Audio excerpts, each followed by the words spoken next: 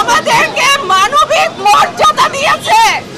নাগরিক হিসেবে আমাদের সাথে কিভাবে কথা বলতে হয় সেটা করেছেন, চেষ্টা করছেন।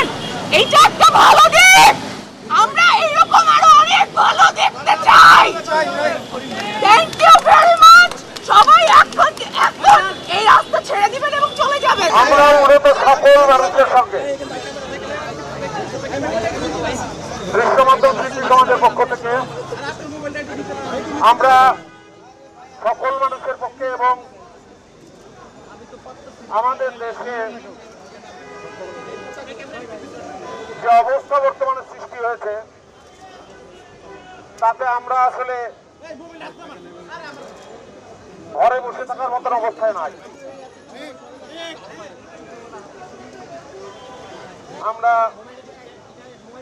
শান্তি চাই।